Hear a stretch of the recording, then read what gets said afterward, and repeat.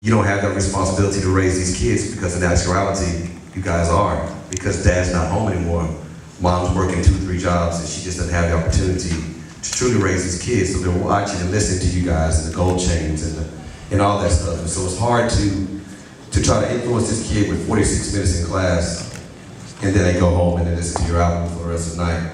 And it's hard to kind of battle that and get them to understand that, once you get tats and grills and all that kind of stuff, sometimes it can hurt your future if you're not going to be a rapper or an athlete and that kind of deal. And so do you ever think there's a time when, I guess you rappers will come together and give a positive message and get these kids going? Because you're watching these kids, you guys go to outreach programs and things like that, but it's kind of like you're spinning your wheels because the same thing you're trying to battle against and saying, hey, don't do this, you're talking about in your album. So it's hard to say, because kids won't always listen to what you say, they will watch what you do. And so it's hard to kind of fight that battle. So do you find a time where you think rappers will become a positive message to where they're not just talking about the detriment and the bad things that happen to you in the album? You know what I mean? Like in your neighborhood. Well, I think the problem is that I think Wale said it earlier is that we as artists, we're not obligated to do that. It's only if we personally feel the obligation to do that. If you go to McDonald's and the person behind the counter, they're not obligated to tell you how bad McDonald's is for you. Their only obligation at work is to sell you McDonald's. Now, me as a person, I personally know that there are other things going on. So when I'm not at work, I go out in the community and I try to do what I can to rectify that. But that being said, we go back to the point that if a child is at home listening to me at night, where's the parents? You know what I'm saying? They're working though. I understand that. I was a latchkey kid, my brother, and look where I'm at. I'm a professor, co-professor, at Rice University, and I was raised on hip hop. I was raised on Ice Cube and all of these things. I came home from school at 4 o'clock, my mother was gone. You know what I'm saying? I made some good decisions and I made some bad decisions. I listened to what some things my friends said, and then other decisions I thought about what my mother said, and I made those decisions. As a person in my community, I try to speak into people's lives. But you can't hold me or hip hop accountable for the fact that a person hears what I said and chooses to do it, and specifically a child. Now, when I say that it's not my responsibility to raise your child, I meant that primarily. Now, does it take a village to raise a child? Yes, it does. But you got to stand up and point at all the things that are creating these circumstances. You got to point to the government just as much as the rapper. You know what I'm saying? And I think that it's not true that rappers don't get together and send messages about positivity. Rappers do it all the time. Nobody focuses on it.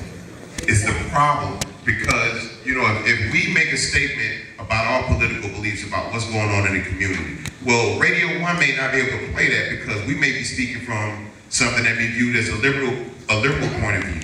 And the people that own the radio stations are conservative. So they're not gonna play those records. And vice versa. We fight daily. And I think most people don't know this. We fight daily to get certain things accepted by record labels and by radio stations. And it's not always sex or cursing content. We try to bring up, like, Lupe said, certain people's names and things that he's trying to address, and even though they agree with him, they can't support him. Because the powers that be that own these outlets disagree with him. So then Lupe has to find other outlets to let the people know how he feels. And we do have these things. The internet has leveled the playing field. So we have people now like a Lupe who can release an album that doesn't have singles getting major radio play and still debut #1 in the country, selling over 200,000 copies in 1 week because people that want to know will make a search. Hip hop is not giving up on our children. Hip hop is getting older and we're having children, we're raising children. So we understand the stakes. And believe me, even though you're a rapper and you may have made it out of the hood, you get a nice house, issues are still there. The same issues that are affecting the inner city, whether people want to believe them or not, are affecting the suburbs as well. They're losing the grip on their children just like we are. And they're not listening to hip hop primarily. So we've got to look at society as a whole and say, what are all the conditions that are coming together that are helping to take away the importance of morals and standards in our community and address them all. Now, we as hip hop artists are willing to stand up and address it. But I don't see Hollywood, I don't see the liquor companies, I don't see tobacco companies, I don't see any of these people willing to stand up and talk about it. You know what I'm saying? At least we're willing to talk about it and have this conversation. And keep in mind, we're still young.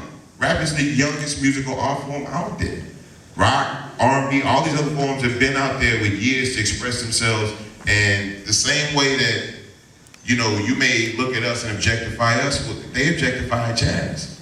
They objectified R&B, blues artists, all these different people.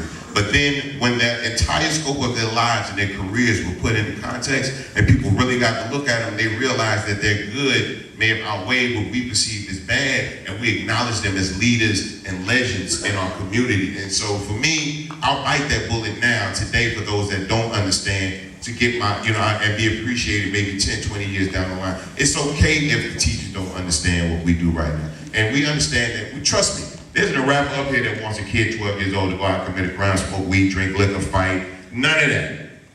But we all have to work towards it. And who's to say that your voice as a teacher is louder than mine as a rapper just because I'm on the radio? That's a big misconception, because you're telling me, here's what you're telling me. You're telling me that you can sit in the classroom for 7 hours and talk to your child, and that a 3-minute song can erase that. I don't believe that. I don't believe that. I believe that before that child got in your classroom, there was an issue. Okay, well, let's speak to those issues, and then once we get rid of these issues, then we can talk about rap. You know what I'm saying? And like I said, rap is not here saying that we didn't do it. Rap is saying we're not alone. Just to keep it concise, I was principal for a day at a school, right? Now, but wait. Well, hold on, let me finish. It was the school I went to as a kid, right? It's on the west side of Chicago. Now keep in mind, you're a teacher, right? Kids come to your school to do what? Learn. The kids will come into this school to eat. To eat. Not to learn. To eat breakfast and lunch. The principal of this school was trying to institute, now this is me talking to the principal the other day. He's trying to institute a third meal. So he know when them kids go home, they ain't gonna have nothing to eat when they go home if they come to school to eat, right? I'm in the school, Lupe Fiasco, Chi-Town, this is in Chicago. None of the kids knew who I was. And I was on the radio every day. None of these kids knew who I was. And the problems that they had still existed. Right? So they didn't know who, that's very important for you to understand. The kids that I was principal for a day at didn't even know who I was. And the issues still existed. They weren't coming to school to learn. They were coming to school to eat. Right? So there's some very serious problems even within your school system itself, sir. Like the school system is very much to blame. You know, the education the way you were taught how to teach kids and the systems that you came up under are very archaic and ancient, 60, 70 years past their time. Right? So you should go into school and take all those antiquated textbooks and those meaningless tests. Meaningless tests. Say that viscerally. Meaningless tests.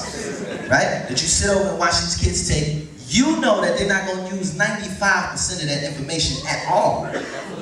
Right? You know that. But parent-teacher conference, you need to come and talk to Jerome because he's being such and such. Or you need to do this, or you're going to give you an F for that. Throw away all them books. I challenge you. Throw away all them books. Throw away all of them. All the tests, everything. Right? And teach them kids something meaningful. Teach them how to grow a plant. Right? Teach them how to grow a garden. Teach them something meaningful. Right? In their lives that they can do it themselves. As opposed to just going in there and teaching them this English, which they ain't never going to use. Or teaching them this math that they're never going to use. Or teaching them this history that's backwards that they're never going to use. Right? So that's all. We equal now. You just as guilty. You just as guilty as Lil Wayne.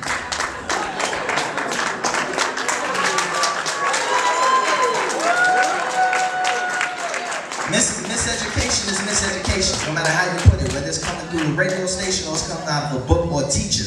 Right? Miseducation is miseducation no matter who's saying it. Just because I can make it rhyme right? And you can't, that don't make you better than me, Penny.